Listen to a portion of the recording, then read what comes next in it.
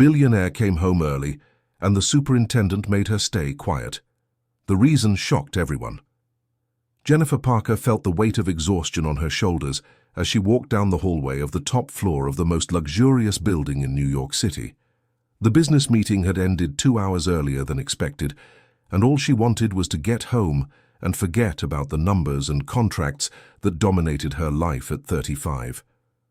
But when the elevator doors opened onto her private hall, the scene she encountered left her frozen. Brian, the superintendent who always greeted her with respectful politeness, was whispering desperately on the phone, and when their eyes met, he immediately covered his mouth with his free hand, making frantic gestures for her to remain silent. "Please, Mrs. Jennifer," whispered Brian, tears streaming down his tanned face. "Please, don't make any noise. There's a child here." Jennifer felt her heart race. A child? On her exclusive floor? How was that possible? Her legs trembled as she processed the information. Brian had worked in the building for 3 years, always exemplary, always discreet. Seeing this 42-year-old man crying desperately left her speechless. "What's going on here?" she asked quietly, noticing how Brian's hand trembled as he put his cell phone into the pocket of his orange uniform. "Mom, I can explain everything. Just don't call anyone yet, please. It's an emergency." Brian's voice was broken, filled with an anguish Jennifer had never seen in any employee. For a moment she hesitated. Her first reaction was to call security, perhaps the building managers. After all, what kind of situation could justify the presence of a child on the top floor of a luxury commercial building? But something in Brian's eyes made her pause. It was genuine desperation, not malice. And there was something else, something she couldn't identify, but that kept her from acting impulsively. "Show me where she is," she finally said. Brian took a deep breath as if he had been holding it for whole minutes. He guided her to a discreet door at the end of the hallway, an entrance she knew led to the service apartment, but had never truly paid attention to. "Before we open, you need to know that this girl is in danger. Her name is Lily. She's 8 years old," began Brian, his voice barely above a whisper. "She's hidden here because she has nowhere else to go." "Hidden from whom?" "From her uncle.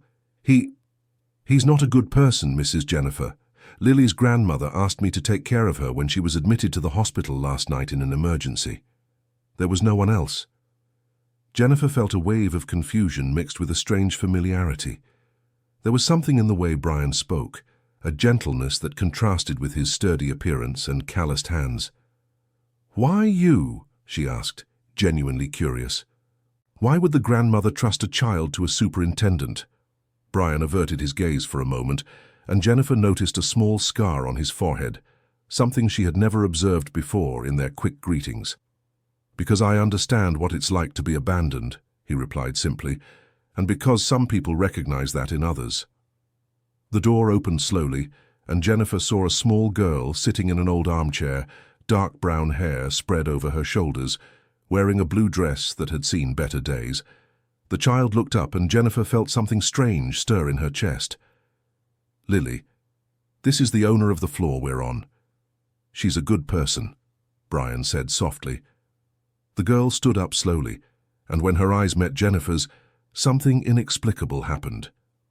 "Aunt Jennifer," whispered the child.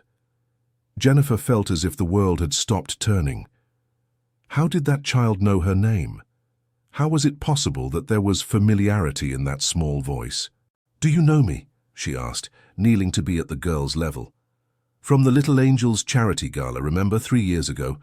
You gave money for Grandma to buy my medicine," said Lily, running into Jennifer's arms with a confidence that surprised her.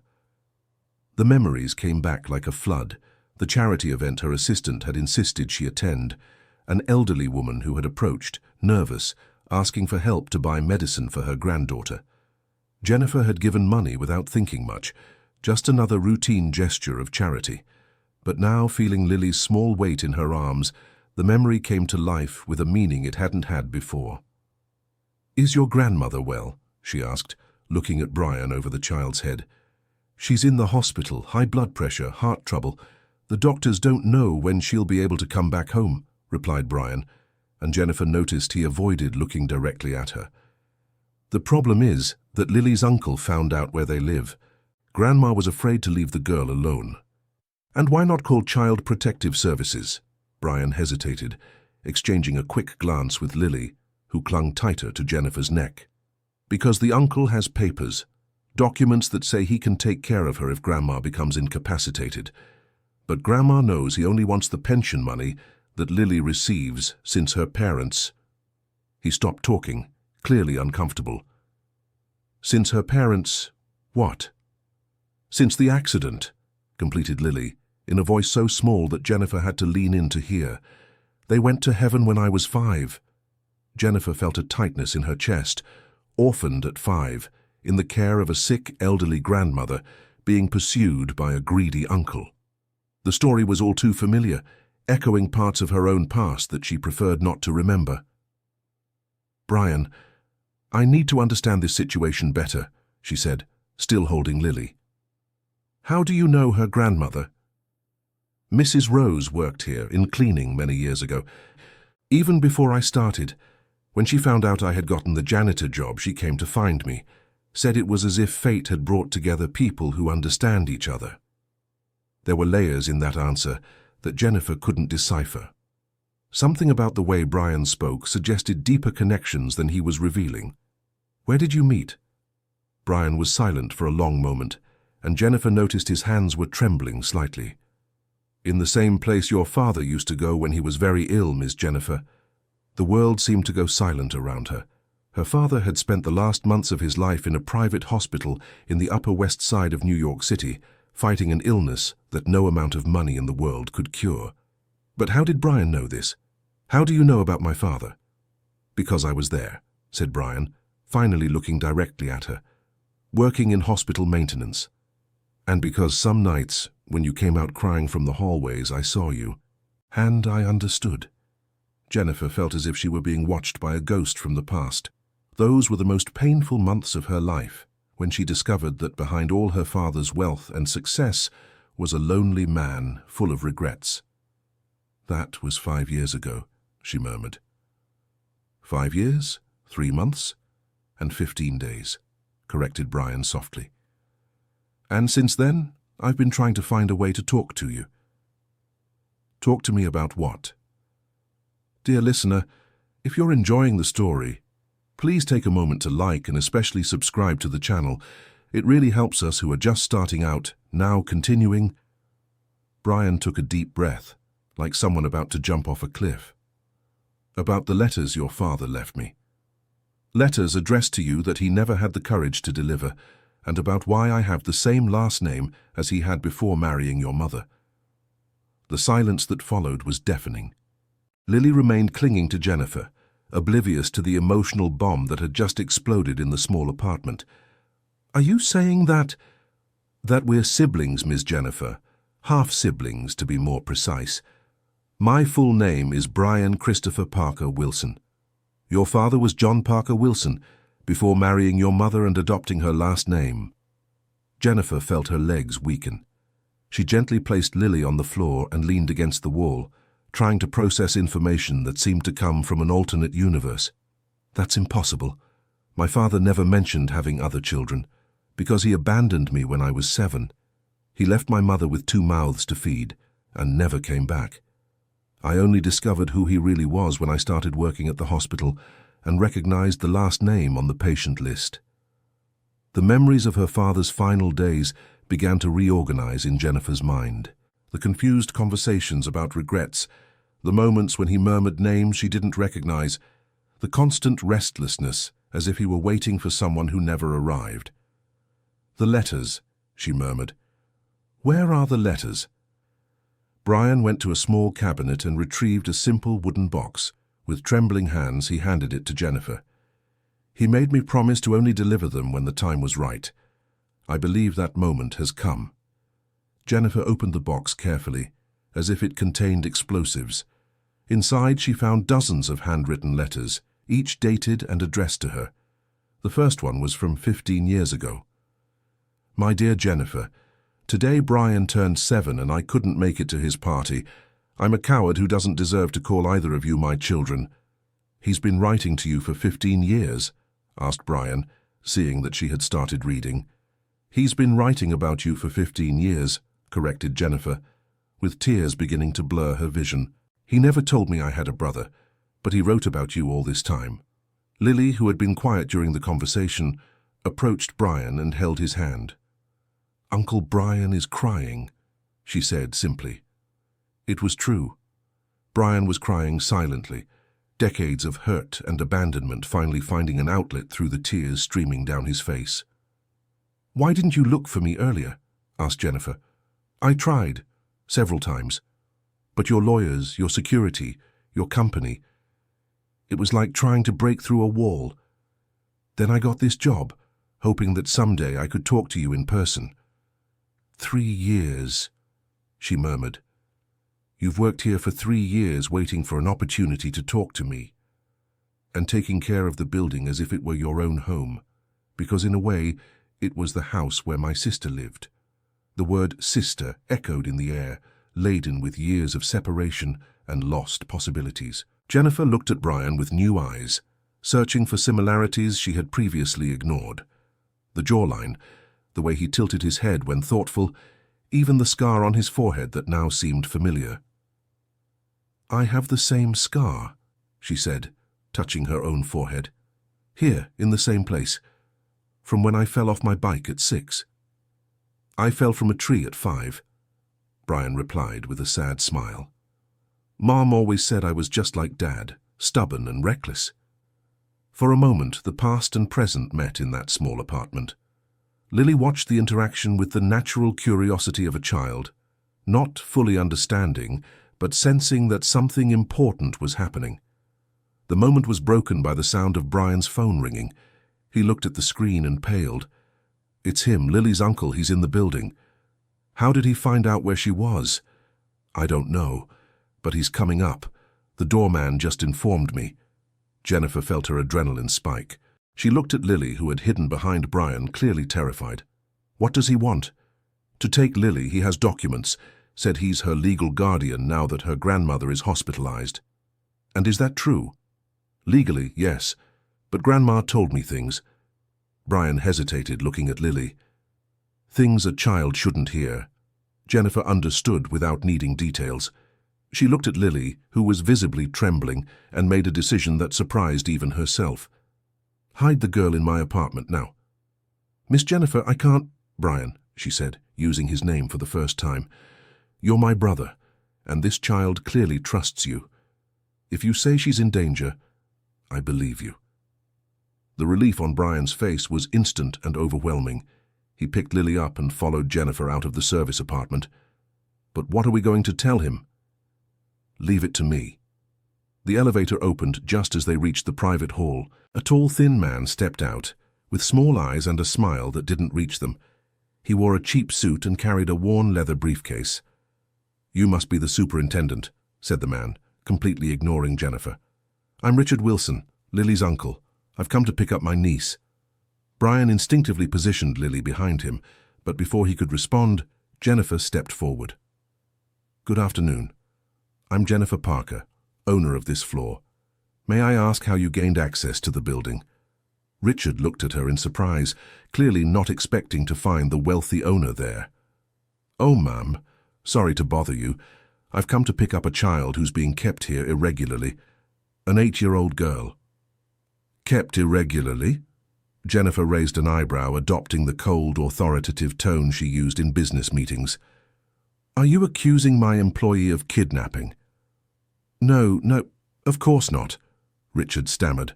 It's just that the child is under my legal responsibility, and I need to take her home. I see. And where exactly do you think this child is? Richard hesitated, looking around the luxurious hall as if Lily might simply appear from behind a marble column. Brian told me that... Brian told you what? Interrupted Jennifer. When did you two speak? Jennifer was bluffing, but something in Richard's body language alerted her. The man was too nervous for someone who simply wanted to care for an orphaned niece. We spoke on the phone this morning. How interesting, murmured Jennifer, looking at Brian. Because Brian works from 6 in the morning to 2 in the afternoon, and it's already 4:30. If you spoke this morning, why are you only arriving now? Richard realized he was being cornered and changed tactics. "Look, I have documents here that prove I'm the child's legal guardian. I don't need to explain anything to anyone." He opened the briefcase and pulled out papers that looked official. Jennifer examined them quickly, and even though she wasn't a lawyer, something seemed off. "These documents are from yesterday?" "Yes. I got them quickly after I found out about my sister's hospitalization." "Your sister? I thought it was the child's grandmother." "Yes, my sister is the grandmother. I mean—" Richard was clearly confused by his own story. Jennifer exchanged a quick glance with Brian and decided to go all in. "Mr. Richard, I'll be very clear, there is no child on this floor. And even if there were, I would need to verify the authenticity of these documents before allowing anyone to leave this building with a minor." "You don't have the authority to—" "I have the authority as the owner of a private building," Jennifer cut him off. "And as a citizen concerned with children's welfare. If you're truly this girl's legal guardian, you shouldn't have any problem waiting while my lawyers verify your documents." The threat worked. Richard quickly put away the papers. "This is outrageous. I'll return with the proper authorities." "Feel free. My name is Jennifer Parker. I own Parker Enterprises. My lawyers will be happy to cooperate with any official investigation." Richard left the building visibly frustrated, and Jennifer waited until she was certain he had really gone, before allowing herself to breathe normally. "Where's Lily?" asked Brian. "In my apartment. I told her to hide in the closet and not come out until we knocked 3 times. Brian looked at her with genuine admiration. "How did you know he was lying?" "The documents were too clean to have been made yesterday, and he mixed up his own story about the family connection. Also—" Jennifer hesitated. "He reminded me of people I've known over the years. People who only get close when they want something." They walked silently to Jennifer's apartment. The place was immaculate, decorated entirely in white and grey tones, with expensive furniture and modern art on the walls. But when they knocked 3 times and Lily came running out of the closet to hug them, the space came alive in a way Jennifer had never experienced before. "Is he gone?" asked Lily. "For now," Brian replied. "But he'll be back." Jennifer sat on the sofa, still holding her father's letters. The whole situation felt surreal. In a single afternoon, she had discovered she had a brother, was protecting an orphaned child, and confronting painful memories about her own past. "Brian, I need to ask you something," she said.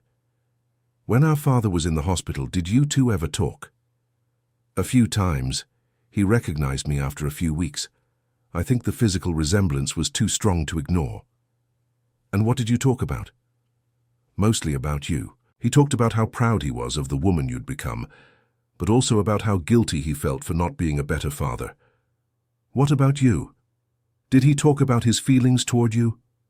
Brian took a while to respond. "He asked for forgiveness, many times, and said he hoped that someday you could meet the brother he'd abandoned so we could take care of each other." Lily, who had settled between them on the sofa, looked curiously at the letters. "Are they love letters?" she asked innocently. "They're letters of regret," Jennifer replied softly. "Sometimes people write letters when they can't say the right words in person. Like my grandma, she always writes little letters to me when she needs to explain difficult things." The mention of her grandmother brought back the reality of the situation. Lily was there because her grandmother was sick and unable to protect her. "Brian, which hospital is it?" "St. Michael Medical Center on the Upper West Side. The same hospital where your father spent his final days." Jennifer felt as if the coincidences were aligning in an almost supernatural way. "Let's visit her tomorrow. I want to understand this whole situation better." "Miss Jennifer, we don't need to bother you with—" "Brian," she interrupted him. "Stop calling me Ms. We're siblings, remember? And Lily clearly trusts both of us. That means we're family now, whether we like it or not." The smile that lit up Brian's face was the most beautiful thing Jennifer had seen in years. It was the smile of someone who had spent their entire life feeling alone and had finally found their place in the world. Lily clapped her hands happily. "Does that mean I'm going to have a real family?" The question hit Jennifer like a punch in the stomach. That child, just like herself when she was little, was desperate for connection, for people who genuinely cared. "It means you'll never be alone again," she promised, and for the first time in her life she felt the real weight of a promise made from the heart. Night fell quickly. Brian prepared a simple dinner in Jennifer's kitchen, who confessed she had never really used the expensive appliances that decorated the space. Lily helped set the table, chattering about school and how Grandma always said that one day she would find special people who would take care of her. "Grandma always said that God brings the right people together at the right time," said Lily while arranging the napkins. "I think you two are the right people." Jennifer watched the scene with fascination. Her house, always silent and cold, was full of life and conversation. Brian moved around the kitchen with natural efficiency, clearly used to taking care of others, and Lily brought an energy that made everything brighter and more colorful.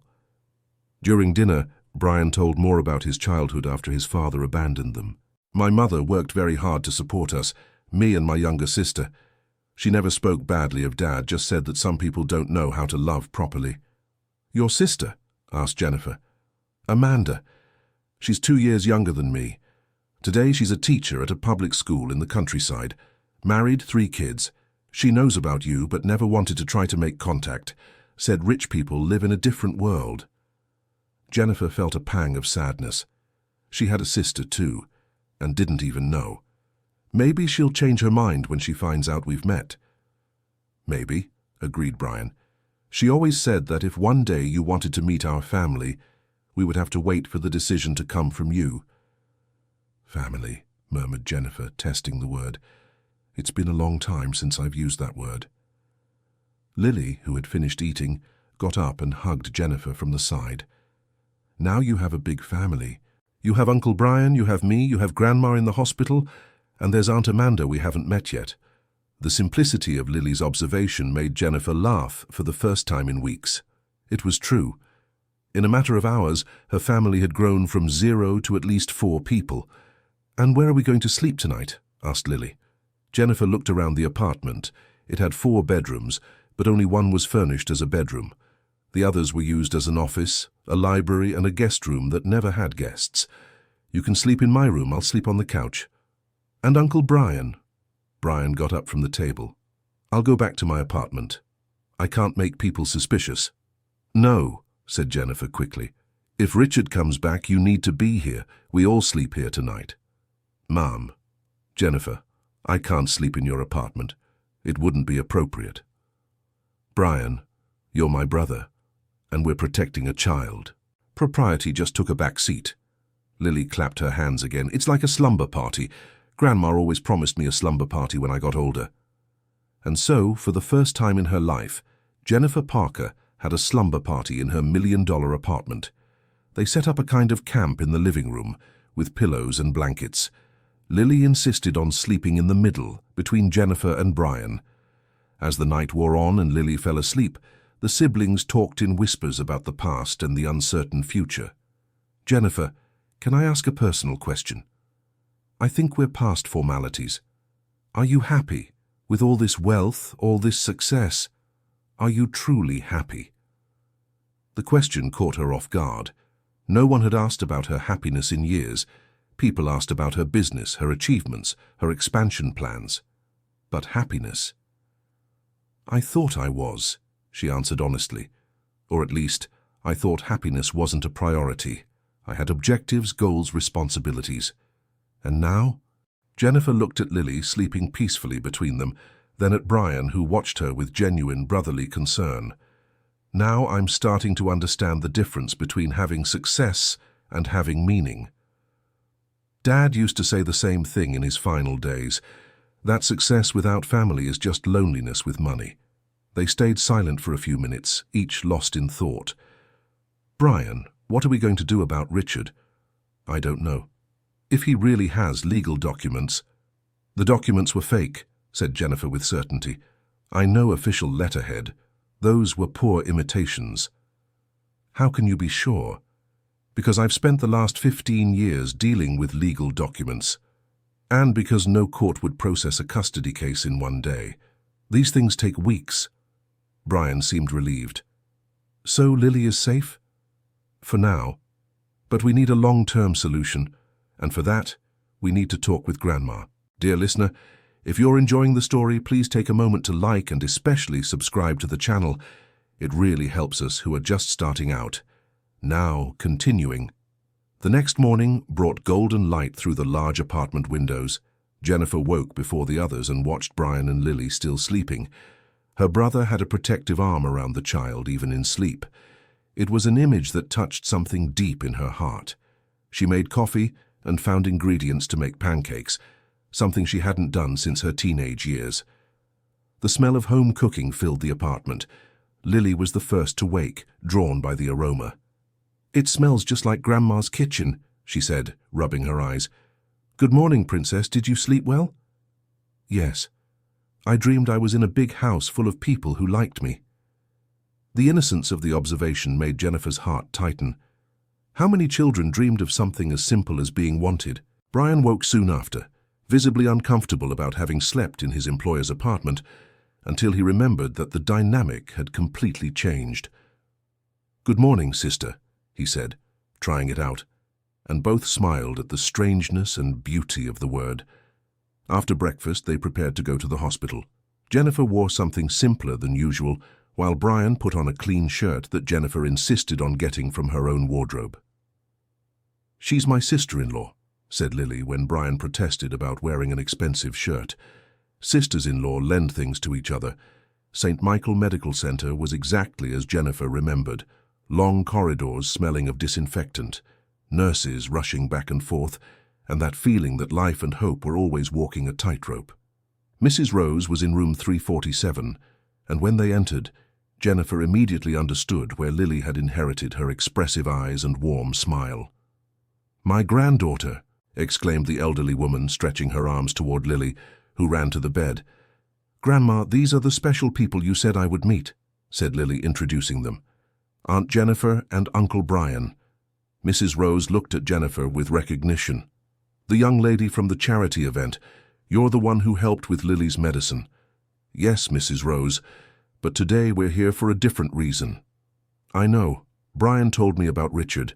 That man has been a plague on our family for years." Brian approached the bed. "Mrs. Rose, you need to tell us the whole truth about Lily's situation. If we're going to help, we need to know exactly what we're dealing with." The elderly woman sighed deeply. "Richard is the brother of Lily's father. After my daughter and son-in-law passed away in the accident, he showed up wanting to take the girl. He said he had the right because he was family. But I knew he only wanted the pension that Lily was receiving." "What kind of pension?" asked Jennifer. "From the government because of the accident. It's a good amount which covered our living expenses. Richard found out and hasn't left us alone since." "And the documents he has?" "He got some papers when I was first hospitalized last year. He said it was temporary, just until I got better. But then he never wanted to return them." Jennifer and Brian exchanged glances. The situation was becoming more complex than they had imagined. "Mrs. Rose," said Jennifer carefully, "do you have any documents that prove your legal guardianship over Lily?" "Yes, I do. It's kept at home, in a box under my bed. When my daughter and son-in-law passed, I arranged everything properly with a lawyer." "We need to get those documents," said Brian. "But what if Richard is watching the house?" worried Mrs. Rose. "Leave that to us," said Jennifer. "We're going to resolve this situation once and for all." Lily, who had been quiet during the adults' conversation, approached Jennifer.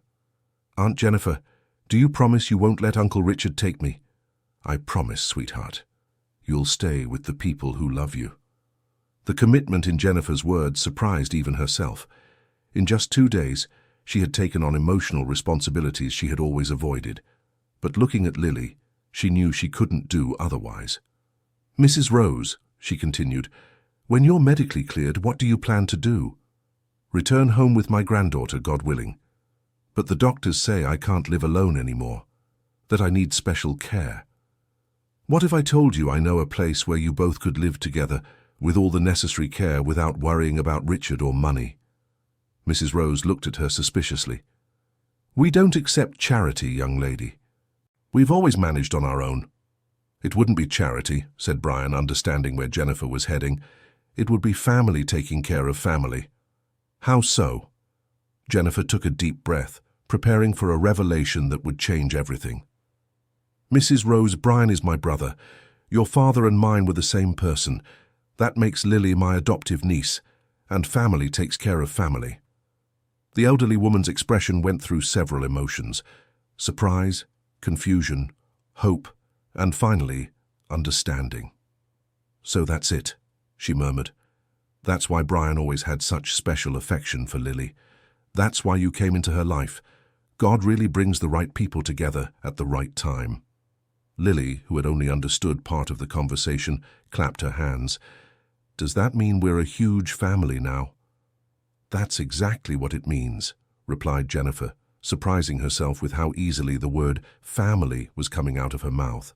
They spent the rest of the morning organizing the details. Jennifer would make some calls to expedite Mrs. Rose's medical care. Brian would retrieve the documents from the family home. And Lily would stay with Jennifer, exploring the idea of having a rich aunt who was also real family. On their way back to the building, they found Richard waiting in the lobby. But this time, he wasn't alone. There was a man in a suit next to him, carrying an official briefcase. "Mrs. Parker," Richard called out when he saw her. "This is my lawyer. We've come to collect my niece." The man in the suit stepped forward. "I'm Mr. Michaels, attorney for Mr. Richard Wilson. We have a court order to remove the minor Lily Wilson from the irregular care she's currently in." Jennifer felt her adrenaline spike, but maintained her composure. "Interesting. Could you show me this court order?" The lawyer hesitated for a moment before opening the briefcase and retrieving a document. Jennifer examined it carefully, and her business training immediately identified several irregularities. "This document is fake," she stated calmly. "How dare you?" "First," Jennifer interrupted, "the case number doesn't follow the official pattern of the state court. Second, the judge's signature is poorly forged. And third, there's a spelling error in the court's official name." The lawyer paled. "You're not a lawyer to question." "No, but I've been a businesswoman for 15 years, and I know official documents when I see them. And you two have just committed several federal crimes." Jennifer took her phone from her pocket. "Now I'm going to call my real lawyers and the proper authorities. I suggest you leave my building before I finish the call." Richard and the fake lawyer exchanged nervous glances. "This isn't over," Richard threatened. "You're right," Jennifer agreed. "It's not over. Because now you'll be sued for document forgery, attempted kidnapping, and threatening a minor." The two men quickly left, leaving Jennifer, Brian, and Lily alone in the lobby. "That was incredible," said Brian, amazed. "How did you know it was fake so quickly?" "Because when you have a lot of money, many people try to cheat you. You learn to spot lies early on." Lily squeezed Jennifer's hand. "You're better than Wonder Woman," she said seriously. The afternoon was dedicated to setting plans in motion. Jennifer called her real lawyers, who immediately began working on legal documentation to protect Lily. She also contacted a moving company to collect Mrs. Rose and Lily's belongings. Brian coordinated the move, while Jennifer began reorganizing her apartment to accommodate a real family. The guest room was turned into Lily's bedroom, and the office was adapted for Mrs. Rose when she was discharged. But the deepest transformation was happening in Jennifer's heart. With every hour spent with Lily and Brian, she felt layers of isolation and coldness melting away. The house was full of life, laughter, and purpose for the first time in years. During dinner, Lily asked a question that caught everyone off guard. "Aunt Jennifer, why did you never get married or have children?" The child's direct question made Jennifer pause. It was something she had avoided thinking about for years, always focusing on work and financial success. "I guess I never found the right people to share my life with," she answered honestly. "But now you have us," said Lily with childhood simplicity. "Yes, now I have you."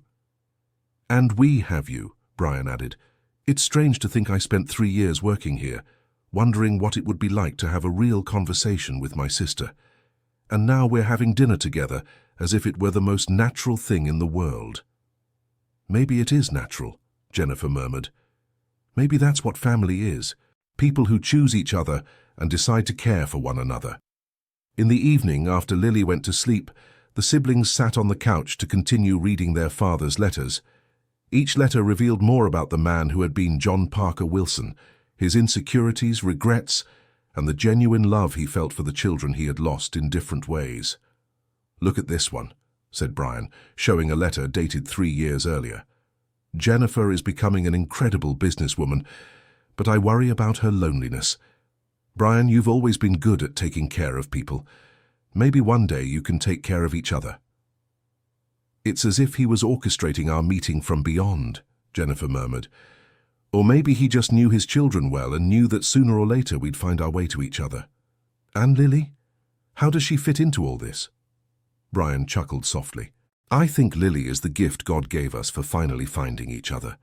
A chance for us to be the family she needs and that we never had," Jennifer agreed, looking toward the room where Lily was sleeping. "You know what amazes me the most? In 2 days, my whole life changed. And for the first time in years, I'm excited about the future, instead of just fulfilling obligations." "And what do you want to do with this new life?" The question made Jennifer reflect deeply. She had spent so many years focused on accumulating wealth and power that she had forgotten to think about what she really wanted. "I want to be the aunt that Lily deserves. I want to get to know Amanda and her children. I want to use my money to make a difference in people's lives, not just to accumulate more money." "And the company? The company can function without me working 16 hours a day. Maybe it's time to find a balance." They continued talking late into the night, making plans for the future and sharing memories of the past.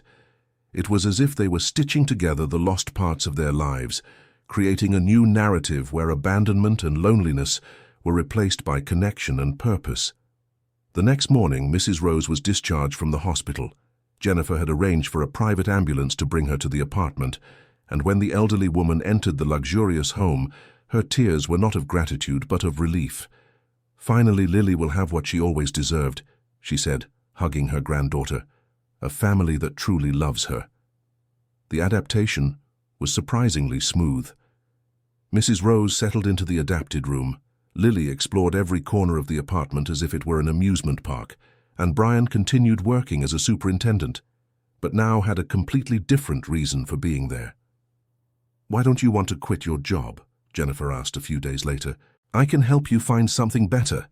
Because this job brought me you and Lily," Brian replied simply, "and because I like taking care of things and people. Maybe we can find a way to expand that." The suggestion planted a seed in Jennifer's mind. In the following days, she began researching social assistance programs and organizations that cared for orphaned children and vulnerable seniors. 1 week after their first meeting in the hallway, Jennifer called a meeting with her top executives. "I want to create a foundation," she announced, "an organization focused on reuniting families that have been separated and protecting orphaned children." The executives looked at her in surprise. Jennifer Parker had always been known for her business coldness, her total dedication to profit. This was a new side that no one had seen before. "How much of the company's revenue do you plan to dedicate to this?" asked the financial director. 20% initially, but more if needed." "Ms. Parker," said the vice president, "this could significantly affect our profits." "I understand," Jennifer replied calmly. "But profits without purpose are just numbers. It's time to use our success to make a real difference." The meeting continued for 2 hours, with Jennifer presenting her ideas and listening to suggestions from the team. In the end, it was clear that the change wasn't just about charity, but about completely redefining the company's mission. When she got home that night, she found Lily doing homework at the dining table, with Mrs. Rose helping and Brian cooking. It was a normal family scene, something she had never experienced. "How was the meeting?" Brian asked. "Revolutionary," she replied, telling him about the plans for the foundation. Lily looked up from her books. "Does that mean you're going to help other kids like me?" "Exactly. And you can help me understand what those children need. They need people who really like them, not out of obligation, but because they want to." The profound simplicity of Lily's answer touched something fundamental in Jennifer. The child had summed up in one sentence what had taken her years to understand. That night, after everyone had gone to sleep, Jennifer stayed on her apartment balcony, looking at the lit-up city below. New York City stretched out infinitely in all directions, full of millions of people, many of them as alone as she had been a week before. But now, instead of feeling isolated in her ivory tower, she felt connected. She had a family, a purpose, and for the first time in years, real hope for the future. The phone rang, interrupting her thoughts.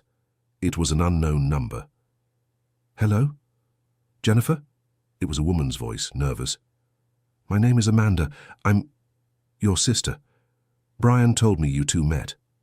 Jennifer's heart raced. Another piece of the family puzzle was falling into place.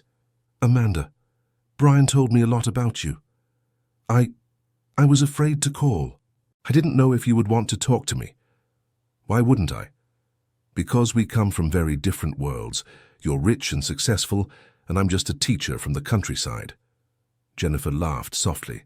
"Amanda, a week ago, I thought money was all that mattered. Now I understand that family is the only real wealth. Of course I want to talk to you."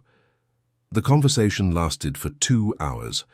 Amanda talked about her life as a teacher, about her husband and 3 children, about how she grew up without knowing her father but always dreaming of having siblings. "Brian said you're caring for an orphan girl," said Amanda. "Lily, she's special. I think you would really like her. And I would love to meet her. And you too. Why don't you all come visit us this weekend? All of you? Are you sure? There are 6 of us, 5 kids counting Lily." "Amanda, I have a 4,000-square-foot apartment that was empty until last week. Now it's full of life, and the more life the better." When she hung up the phone, Jennifer felt emotionally full in a way she had never experienced before. In 1 week, her family had grown from 0 to at least 8 people. And the best part was that each new connection felt natural, as if it had always been meant to be that way. The next morning, Lily woke up excited because Jennifer had told her about the family visit. "How many cousins will I have?" 3, 2 boys and a girl. "And will they like me?" "They will love you," Jennifer assured her, "just like everyone who meets you." "Even though I'm an orphan?" The question broke Jennifer's heart. Lily still carried the insecurity of feeling different, unwanted. "Lily, you are not an orphan. You have Grandma, you have Brian, you have me, and now you will have Aunt Amanda and the cousins. You are not a child without a family. You are a child with a very special family. A different family. The best family in the world. A family that chose each other." Brian walked into the kitchen at that moment, already dressed for work. "What are you two talking about?" "About how our family is special," said Lily. "Aunt Jennifer said we are a family that chose each other." Brian smiled, pouring himself some coffee. "It's true. And do you know what that means? It means our love is even stronger, because we didn't come ready-made. We built ourselves together." For the rest of the week, Jennifer dedicated herself to preparing everything for the family visit. She bought toys, organized extra rooms, and even learned some basic recipes to impress Amanda. Lily helped with everything, clearly excited about the prospect of having cousins. Mrs. Rose watched all the activity with a satisfied smile, like someone who had waited a long time to see her prayers answered. "You know you're performing a miracle, right?" she said to Jennifer and Brian during one of their meals. Lily spent 3 years afraid of Richard, feeling insecure. Now look at her, it was true. Lily had visibly transformed. The frightened gaze had been replaced by curiosity and joy. She laughed easily, asked questions, and behaved as a child should behave, without fear. Dear listener, if you're enjoying the story, please take a moment to like and especially subscribe to the channel. It really helps us who are just starting out. Now continuing. Friday finally arrived. Amanda and her family would drive from the countryside to New York City, a 3-hour trip. Jennifer was more nervous than she had ever been in any business meeting. "What if they don't like me?" she asked Brian.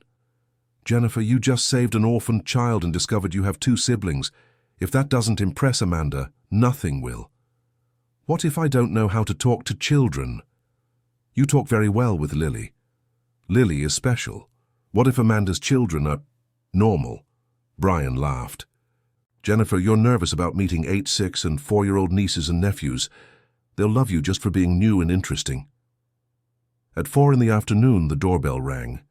Jennifer took a deep breath and opened the door. Amanda was there, and the resemblance to Brian was undeniable. Same dark eyes, same warm smile, same scar on the forehead. Behind her, a tall, friendly man held a little girl's hand, while two boys pressed their noses against the door glass. "Jennifer?" said Amanda nervously. "Amanda." For a moment they just looked at each other, two sisters who grew up apart but clearly shared family traits. Then Amanda took the first step and hugged Jennifer tightly. "I've dreamed of this moment for years," she whispered. "I didn't know I could dream of it," Jennifer whispered back. The children came in like a whirlwind of energy and curiosity. Michael, 8 years old, immediately became friends with Lily. Anna Claire, 6 years old, was fascinated by the luxurious apartment, and Peter, 4 years old, simply ran to Brian and asked to be picked up. Joseph, Amanda's husband, introduced himself with the natural simplicity of someone used to being welcome anywhere. "Thank you for having us," he said. "Amanda hasn't slept well all week." "Neither have I," admitted Jennifer, "but I think it was a good kind of nervousness. The integration was much easier than anyone had imagined. The children quickly organized games. Mrs. Rose took on the role of everyone's grandmother, and the adults sat down to talk about 27 years of separate lives. "Do you remember Dad?" Jennifer asked Amanda. "Very little. I was 5 when he left. I remember the smell of his aftershave and how he would lift me up to reach fruit in the backyard tree. Brian told me you went through hard times. We did. But Mom always said that hardship teaches people to value what matters. I think she was right." During dinner, the children dominated the conversation. Michael talked about school, Anna Claire showed drawings she had brought, and Peter asked questions about everything he saw. "Aunt Jennifer," said Michael, "is it true that you're a millionaire?" "Michael," scolded Amanda, "we don't ask such things." "It's all right," said Jennifer. "Yes, Michael, I have a lot of money." "And does that make you happy?" The question, coming from an 8-year-old, made all the adults pause. "You know, Michael, I always thought so. But now I understand that money only makes us happy when it's used to take care of people we love. Like my mum," he said. "She doesn't have much money, but she always takes care of everyone." The child's simple observation perfectly summarized the difference between the two sisters. One had accumulated material wealth, the other had cultivated emotional wealth. Now, finally, they could learn from each other. That night, after the children went to sleep, the adults stayed in the living room talking. Joseph proved to be a wise and generous man. Amanda was exactly the kind of warm person Jennifer had imagined, and Brian seemed completely happy to have both his sisters in the same room. "Jennifer," said Amanda, "can I ask a personal question?" "Of course. Why did you never look for us, even after Dad passed away?" It was a fair question, but painful. "Because I didn't know you existed. My father never mentioned having other children. I only found out through Brian, and only because he worked for 3 years to get the chance to speak with me." "But you could have searched, with all your resources." "Amanda," Brian gently interrupted, "remember I told you how hard it was to get close to her. The lives of wealthy people are very isolated, and besides, how could she look for people she didn't know existed?" Amanda nodded, understanding. "That's true, I'm sorry, Jennifer. It's just that I always wondered if you knew about us, and simply didn't care." "I do care," Jennifer said firmly. "More than I ever thought possible. You, Lily, Mrs. Rose, you've changed my life in a week. For the first time in years, I wake up excited instead of just fulfilling obligations. And what do you want to do with this new perspective?" Jennifer shared her plans for the foundation, about how she wanted to use her company to make a real difference in people's lives. "I can help," offered Amanda. "I've been a teacher for 15 years. I know many families who need support, many children in difficult situations." "And I can help with the practical side," said Joseph. "I work in city administration, I understand how social programs work, and I can take care of the people," Brian added. "It's what I've always known how to do best." Jennifer looked around the room at this unlikely family that had formed in just a few weeks. Each person brought different skills, different experiences, different perspectives. Together they could do much more than any one of them could do alone. The weekend flew by. The children played, the adults talked, and Mrs. Rose cooked dishes that filled the apartment with the aromas of a real family. When it was time to say goodbye, no one wanted it to end. "When can you come back?" asked Lily, hugging Michael. "Soon," promised Amanda. "And maybe you can visit us in the countryside too." "Can I?" Lily looked hopefully at Jennifer. "Of course you can. We will." After Amanda and her family left, the house felt strangely quiet. Lily was visibly sad to see her new cousins go. "They'll come back, right?" she asked. "Yes, they will," Jennifer assured her. "And you know what? Now that we've found each other, we'll never lose each other again." On Monday, Jennifer called another meeting with her executive team. This time, she had a much more detailed plan for the foundation. "I want you to start looking for suitable properties for temporary shelter homes, places where children can stay while we resolve complex family situations." "How much do you intend to invest initially?" asked the financial director. $50 million. The room fell silent. It was a significant amount, even by the company's standards. "Ms. Parker," the vice president said carefully, "that's almost half of our annual profit. And it will be the best investment I've ever made." The determination in Jennifer's voice made it clear the decision was made. It wasn't a consultation, it was an instruction. "Very well," said the Human Resources Director. "We'll need to hire specialized staff, social workers, psychologists, educators." "I have some recommendations," said Jennifer, thinking of Amanda.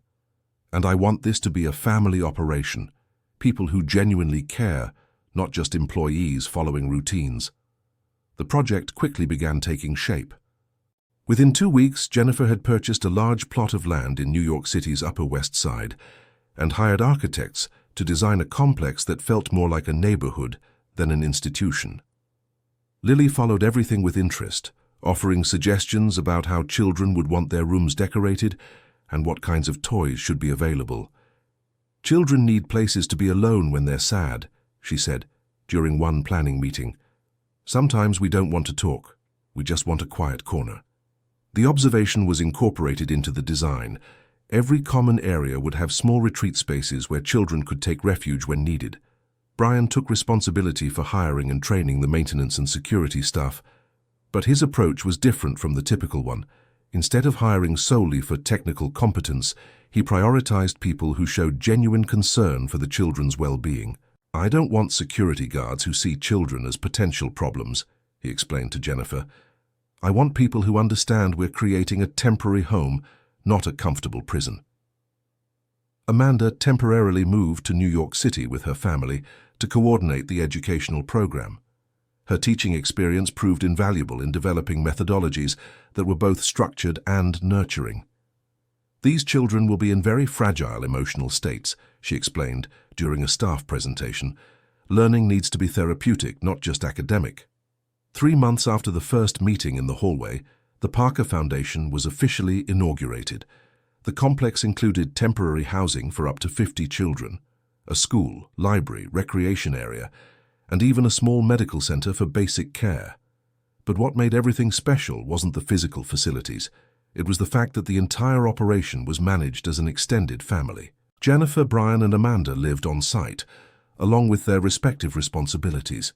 Lily and Mrs. Rose also moved in, making the complex a true home. The first child to arrive was Mark, a 6-year-old boy who'd been found living alone after his mother was hospitalized. He arrived frightened and aggressive, suspicious of any adult who tried to approach him. Lily was the first to make contact. "Hi," she said simply, sitting beside him in the garden. "I was scared too when I first came here." "I'm not scared," Mark murmured. "I was. But you know what I found out? The people here actually like us, not because it's their job, but because they want to." "How do you know?" "Because Aunt Jennifer adopted me and she didn't have to, because Uncle Brian became my dad and he chose to, and because Grandma Rose calls me her heart granddaughter." The simple conversation between two children achieved what hours of professional therapy hadn't. Mark began opening up, first with Lily, then with the other children, and finally with the adults. "How does she do it?" the team's psychologist asked Jennifer. Lily has a natural ability to connect with traumatized children. Because she went through the same thing, Jennifer replied. And because she now has enough security to share hope with others. Lily became a kind of unofficial ambassador for the foundation. Whenever a new child arrived, she was there to bridge the gap between fear of the unknown and the possibility of a new life. Mrs. Rose took on the role of universal grandmother, cooking homemade meals and offering hugs when homesickness weighed heavy. Her constant presence gave the place a sense of family stability that no amount of money could buy. "You know you're making history, right?" she said to Jennifer during one of their evening chats in the garden. "I don't know of any place like this in the whole world." "What do you mean?" "A place where rich people and poor people live together as real family, where money is used to heal hearts, not to build walls."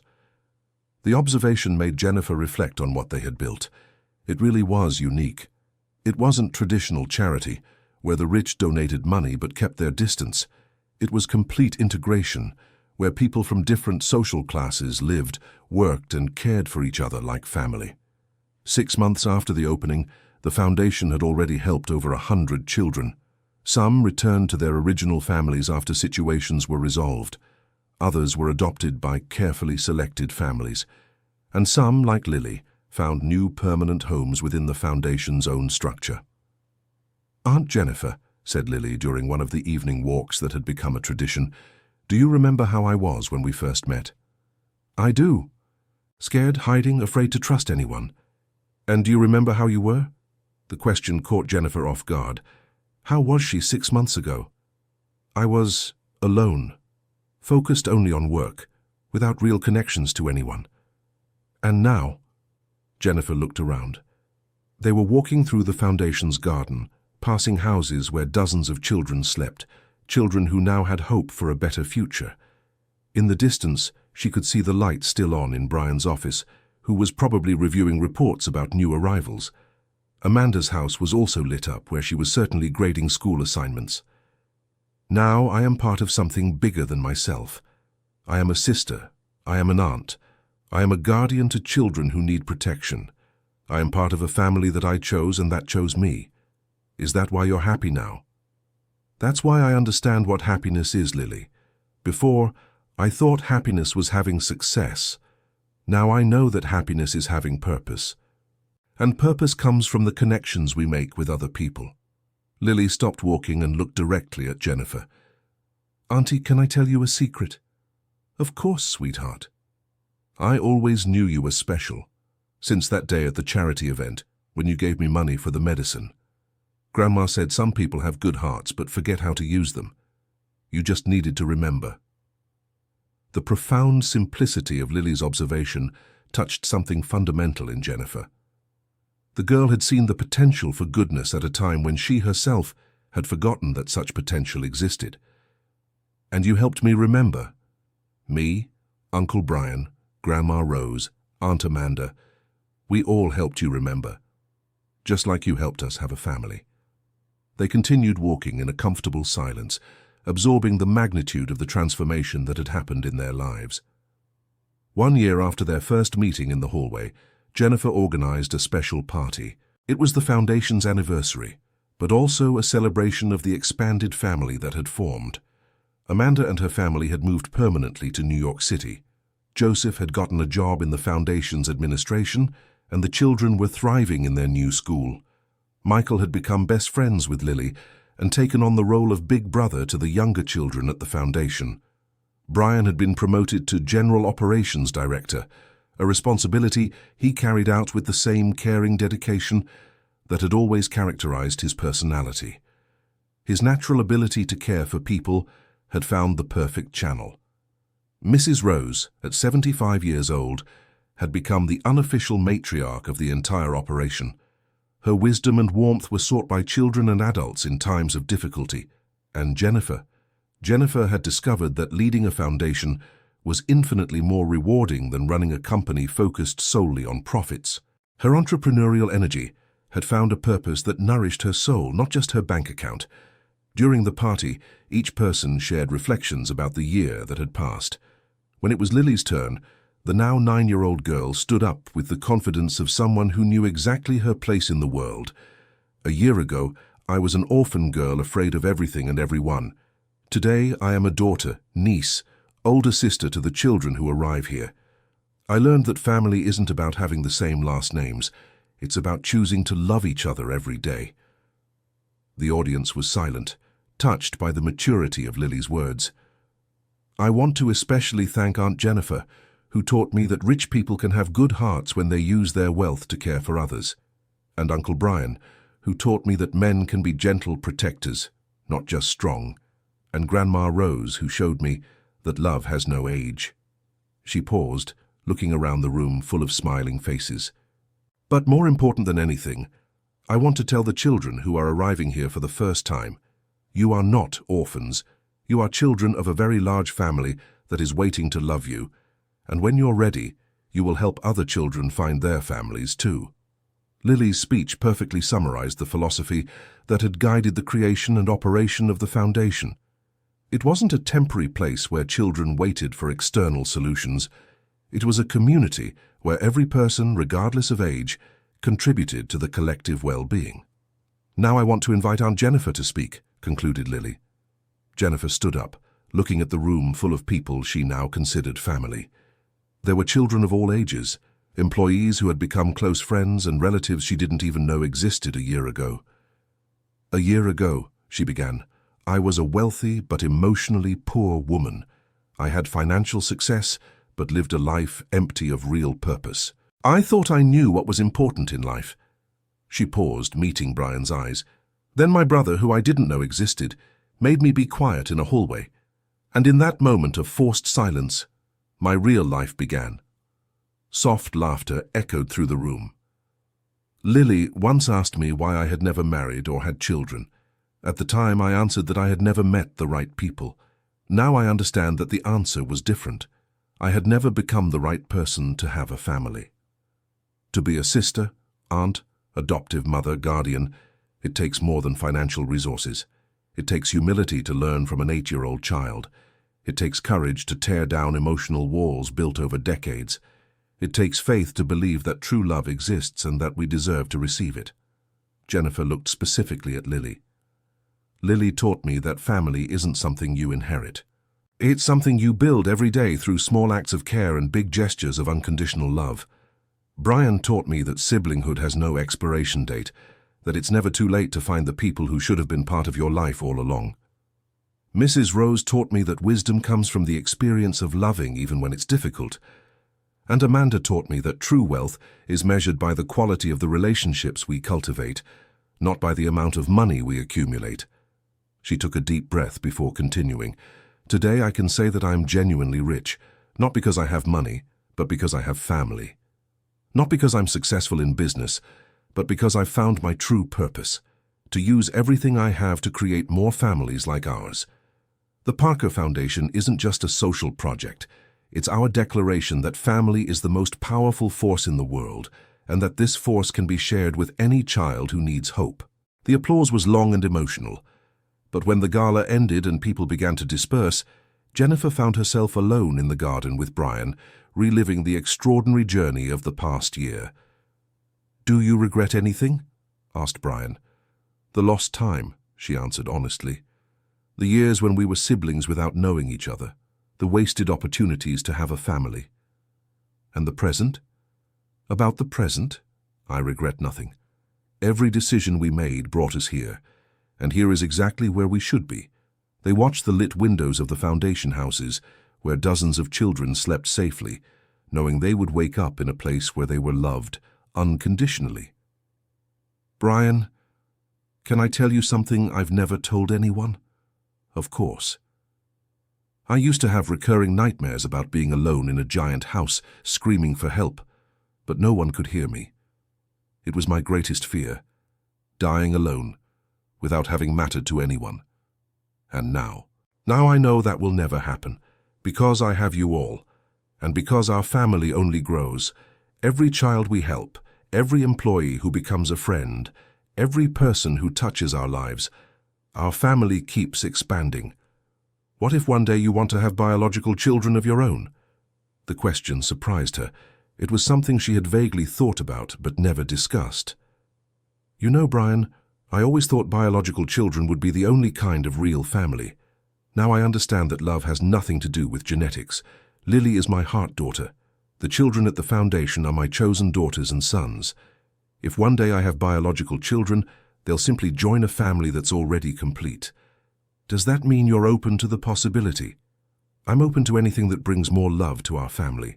Marriage, biological children, adoptions, anything that's genuine and based on real love. As they walked back home, Jennifer reflected on how her definition of success had completely changed. 1 year ago, success was measured by numbers, profits, assets, business achievements. Now, success was measured by smiles. How many children had learned to smile again?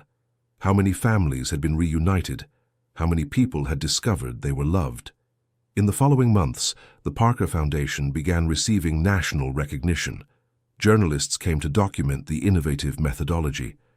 Other business owners requested consultations to replicate the model. Universities wanted to study the project's social impact. But for Jennifer, Brian, Lily, and the entire expanded family, external recognition was secondary.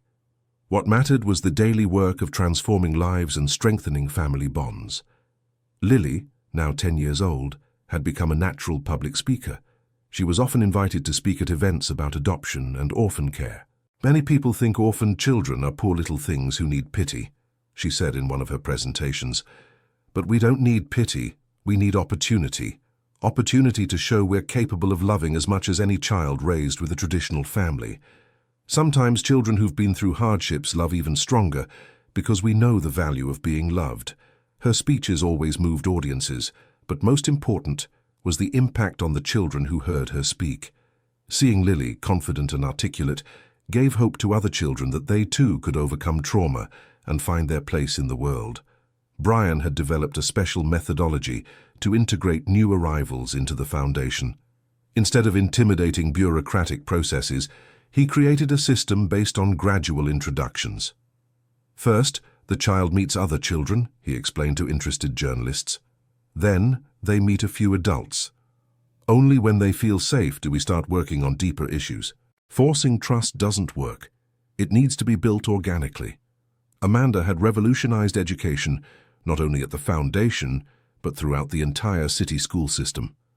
Her therapeutic teaching approach was being adopted by other schools serving children in vulnerable situations. Education without emotional care is just information transfer, she said. But education with true love shapes people capable of transforming the world. Mrs. Rose, even at 76, remained the emotional heart of the entire operation. Her kitchen had become a meeting place where problems were discussed and solutions were found informally. The table is where family truly gathers, she said. It's where we share not just food, but worries, joys, plans. Any child who sits at my table knows they belong somewhere. 2 years after their first meeting, Jennifer made a decision that surprised even her family. She sold the company. Why? Asked Brian. The company was doing well and funded the entire foundation. Because I discovered I don't want to fund the foundation with money I earn doing other things. I want the foundation to be my main work, my real contribution to the world. But isn't that financially risky? Brian, I have enough assets to sustain the foundation for decades, and more importantly, we now have an amazing team of people who know how to make this work. We don't need my money anymore. We need my full presence. The decision allowed Jennifer to dedicate herself entirely to developing new programs. She created initiatives to reunite siblings separated by the foster care system. She developed methods to find distant relatives of orphaned children. She established partnerships with hospitals to support families in complex medical situations. But the most special project was created by Lily, a program where children who had found new families returned to help newcomers. I want every child who comes here to know there's someone who understands exactly what they're feeling, Lily explained. Someone who went through the same thing and managed to get a new family. The Heart Siblings program became one of the Foundation's most effective initiatives. Children who had been traumatized showed willingness to trust when talking with other children who had overcome similar trauma. One special afternoon, Lily received a call that would change her life again. Lily, my name is Rachel. I'm your aunt, your mother's sister. Lily was speechless. Jennifer, who was nearby, took the phone. Hello? Who's speaking? I'm Rachel Sullivan, sister of Mary Sullivan, who was Lily's mother. I just found out my niece is alive. We all thought that she hadn't survived the accident. The call revealed a complex story.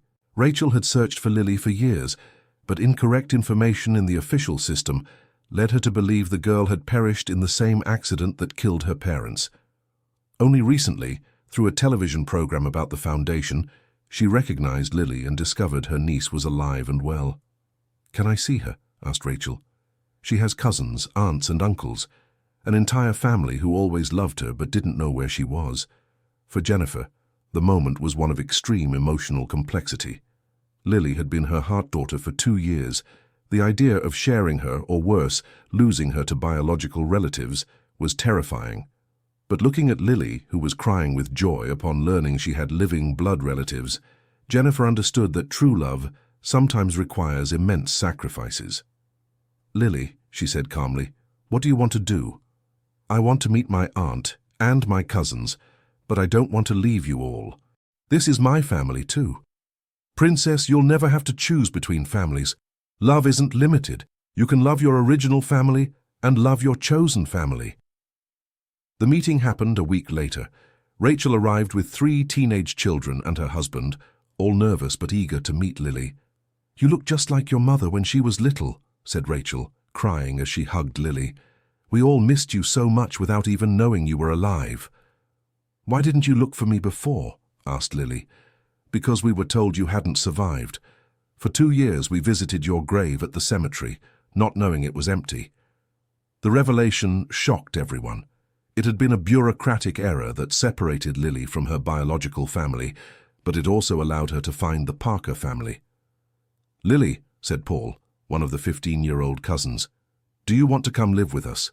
Mum prepared your room at our house. Lily looked at Jennifer, clearly torn. Can I think about it? Of course you can, Princess. That night, Lily had a long conversation with Jennifer, Brian, Amanda, and Mrs. Rose. I don't know what to do, she confessed. I've always wanted to have blood family, but you are my real family now. Lily, said Brian, there's no right or wrong choice here. There's only what makes you happy. But what if I go live with them and then want to come back? Then you come back, said Jennifer simply. This will always be your home. We will always be your family. Nothing will change that. And if I stay here and later regret not getting to know my cousins better, then you'll spend time with them. Lily, you don't have to make a permanent decision. You can try things out, get to know them, see how you feel, and whenever you want to change, you can change. The wisdom of Jennifer's approach even impressed Rachel. I've never seen adults treat a child's decision with so much respect, she commented. You truly love Lily. And you do too, replied Jennifer. That's why we'll find a way for everyone to be part of her life. The solution they came up with was innovative. Lily would spend 6 months of the year with each family. During her time with Rachel, she would continue participating in the Foundation's programs. During her time with Jennifer, she would keep getting to know her biological cousins and aunts. It's like having 2 homes, Lily explained to other children at the Foundation. One where I was born, another where I grew up, and both love me in different but equally important ways. Lily's situation became a model for the Foundation. Instead of seeing biological and adoptive families as competitors, they began working to create expanded support networks where children could benefit from multiple circles of love. Some children have one family, Jennifer explained at conferences about the model. Others are lucky enough to have several families. The important thing is that every child has at least one family that loves them unconditionally. 3 years after the first meeting in the hallway, life had settled into a new extraordinary normal. Jennifer divided her time between running the Foundation and being a mother to Lily. Brian had married a social worker from the team and was expecting their first biological child. Amanda was running a network of 5 therapeutic schools throughout the city. Lily moved between her 2 families with the ease of someone who knew she was deeply loved by all. At 12 years old, she had become a recognized advocate for the rights of orphaned children. Mrs. Rose, now 78, remained the universal matriarch, now a great-grandmother to over 100 children who had passed through the foundation over the years. On a particularly meaningful afternoon, Jennifer was organizing papers in her office when she found the first letter she had ever read from her father. She reread the words that had started this entire journey. "My dear Jennifer, today Brian turned 7 and I couldn't make it to his party. I am a coward who doesn't deserve to call any of you my children." Now, 15 years after that letter was written, Jennifer understood her father was wrong about one thing. He did deserve to call all of them his children. His flaws did not diminish the love he felt, and in a way, even with all the mistakes, he had been responsible for uniting a family that had become larger and stronger than he could ever have imagined. "What are you thinking about?" asked Brian, entering the office. "About how proud Dad would be to see us today. I think he knew this would happen. That's why he kept the letters all these years. He knew that one day we would find our way to each other." "And do you regret how it happened? The time it took?" Brian thought for a moment. "No, because if it had happened sooner, maybe we wouldn't have been ready. You needed to become the person capable of opening your heart. I needed to learn to care for people other than myself. Lily needed to go through hardships to develop the empathy she now uses to help other children." "So you believe everything happens at the right time?" "I believe some people are destined to meet, and the universe conspires to make it happen when everyone is ready to receive and give true love." The conversation was interrupted by Lily and Michael running into the office. "Aunt Jennifer, Uncle Brian!" Lily shouted excitedly. "We had an amazing idea for the Foundation's next project." "What idea?" asked Jennifer, smiling at the girl's contagious energy. "A program to help adult orphans find their families. Just like you two. There are lots of grown-ups out there who don't know they have siblings or relatives who could love each other." The suggestion was brilliant in its simplicity. Jennifer and Brian exchanged glances, immediately visualizing the possibilities. "Lily," said Brian, "this might be the most important idea we've ever had." "Really? Really? Because if it worked for us, it could work for other families who are separated without knowing it." And so, a 12-year-old girl planted the seed for the next evolution of the Parker Foundation, a program that would help adults find lost relatives, rebuild broken family ties, and discover that it's never too late to have a family. 5 years had passed since that first whisper in the hallway. Jennifer looked out the window of her office, watching the garden where dozens of children played under the loving supervision of adults who had become family to each other. Lily, now 15, was coordinating a group of younger children in a planting activity. Brian was pushing Mrs. Rose's wheelchair. At 83, she still insisted on participating in all the complex's activities. Amanda was chasing her youngest son, who had just learned to walk and was exploring every corner of the garden with endless curiosity. "It was worth it, wasn't it?" said a voice behind her. Jennifer turned and found Rachel, who had become a regular presence at the foundation and a close friend of the family. "What? This whole journey, all this transformation, it was worth it?" Jennifer thought about the question. 5 years ago, she was a wealthy but emotionally empty woman. Today, she was part of an expanded family that included dozens of people who genuinely loved each other. "You know, Rachel, I always thought life was about achieving things. Money, success, recognition. Now I understand that life is about creating things. Creating bonds, creating memories, creating opportunities for other people to be happy. And creating family. Especially creating family. Because family is the only thing that truly matters in the end." They watched the scene in the garden for a few minutes, absorbing the beauty of the moment. "Jennifer," said Rachel, "can I ask a personal question?" "Of course. Are you happy? Truly happy?" The question was simple, but the answer carried the weight of 5 years of profound transformation. "Rachel, 5 years ago, I didn't even know what happiness meant. I thought it was the absence of problems, or getting everything I wanted. Now I know that happiness is having people to love and being loved by them. It's waking up every day knowing that your life makes a difference in others' lives. It's having a purpose that goes beyond yourself. So yes, I am happy. Happier than I ever imagined possible." As the sun set over the Parker Foundation complex, Jennifer reflected on the extraordinary journey that had begun with a simple gesture of silence. Brian had covered her mouth to protect a child, but in truth had opened her heart to a lifetime of love and purpose. The foundation now served over 500 children per year. The family reunification program had reconnected hundreds of separated families. The therapeutic education methodology was being replicated in 12 US states. But all these numbers paled in comparison to the personal transformation that had occurred. Jennifer had found her family, her purpose, and her true definition of wealth. Lily appeared at the office door, now a confident teenager who spoke at international conferences about children's rights. "Aunt Jennifer, are you coming to dinner? Grandma Rose made that lasagna you love." "I'm coming, Princess." "And Aunt, thank you." "For what?"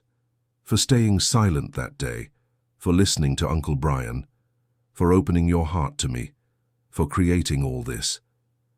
Jennifer hugged Lily tightly, feeling deep gratitude for all the events that had led to that moment. "Thank you, Lily, for teaching me what true family is." As they walked together to the dining room, where a huge table was set for more than 20 people from the expanded family, Jennifer knew she had found exactly what she had always been searching for without knowing, a place where she completely belonged and people who loved her unconditionally. The table was full of lively conversations, children's laughter, and the human warmth that only true family can provide. Brian was telling stories to the younger ones, Amanda was helping Mrs. Rose serve the food, and Rachel was photographing moments to preserve the memories. It was a family that had formed through conscious choices of love, not by biological chance.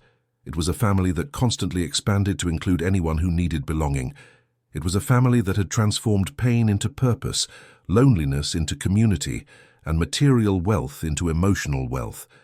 When everyone sat at the table and Mrs.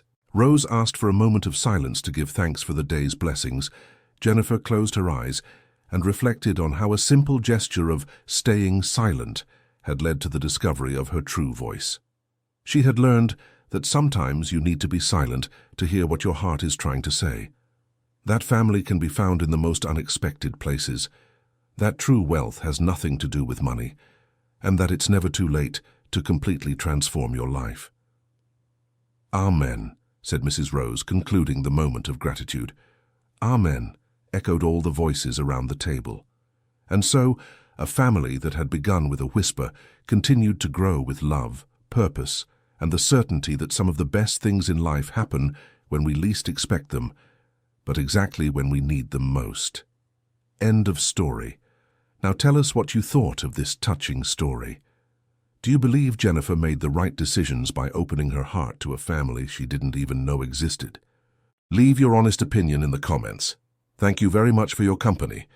And don't forget to like and subscribe to the channel so you don't miss other moving stories like this one.